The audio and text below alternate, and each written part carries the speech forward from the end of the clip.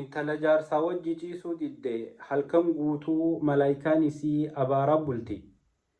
Shamarran keenya dubartoota keenya yeroo hedduu sababa adda addaatitti yeroo abbaan manaa isaanitti haajame walqunnamtii saalaatiif takkaanuu haajaa adda addaatiif fadhinnaan isatti dhuftee yeroo haadha manaatitti haajame fadhinnaa isaa tana dura dhaabbachuutu mul'ata. An dadhabaatiin oole ilmaan keetuu daadarkaana godhan nyaataan sii godhaa oole mana kanaan haqaa oole mana kanaan haraa oole baraanis akkuma keetiittiin sa'aa meeqa dalagaa guyyaa guutuu anis akkuma keetiittiin bobbahee oole maali hafuura nu baafachiisi haa anis lubbuun qabaa sababa adda addaati sababaan dubartiin abbaa manaa fadhinnaa isaa itti guutuu didduuf obboleettiitii keessaafuu obboleettii muslimaa abbaan manaa haqa sirraa qaba. Haqa inni sirraa qabu keessaa tokko guddaan fadhinnaa isaa guuttee fi akka inni ija babaasee alan kajeelle godhuudha.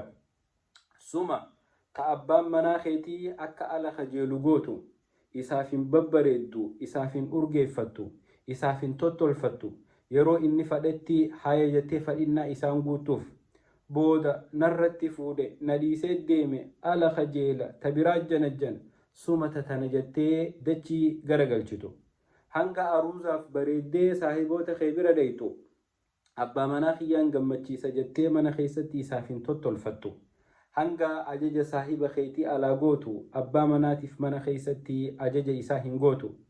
حديث أبو هريرة الرأودي فمن خيسة رسول ربي قال صلى الله عليه وسلم إذا دعا الرجل امرأته إلى فراشه فأبت فبات غضبان عليها لعنتها الملائكة حتى تصبح أخرجه البخاري.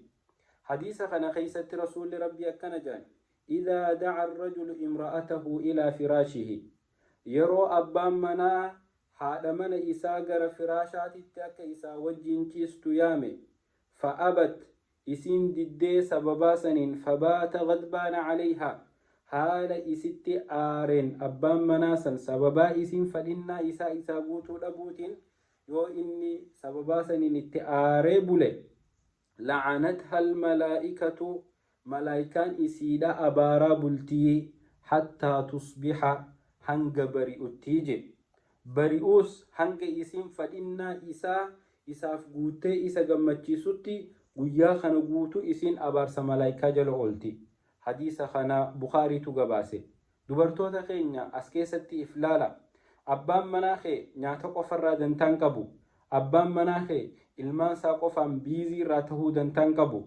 Inni nyaata dhabees hin fuune waan biraa dhabees hin fuune.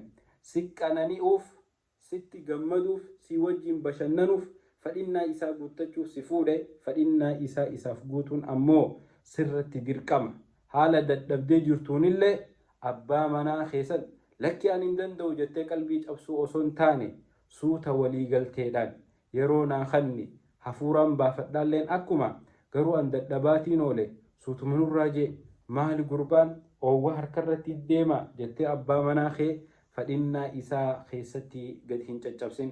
Wanti dubartoota keenya akka malee hongeessaa jirurraa abbaa manaatiif fadhinnaa guutuu dhabu. Dubartootuma keenyaatu abbaa manaa dhiibee akka inni gabbahee zinaallee godhuu karaa banaafii jira. Yoo inni osoo jaartii qabu ati jaartii isaa taatee mana keessatti isan gammachiisne fadhinnaa isaa hin guunneef akka inni ijasaa fadhinnaa isaa qaama saalaasaa alarraa sassaabbatu hin goone siitu akka inni ala gabbahee badii biraatiif saaxilamu godhaa jira.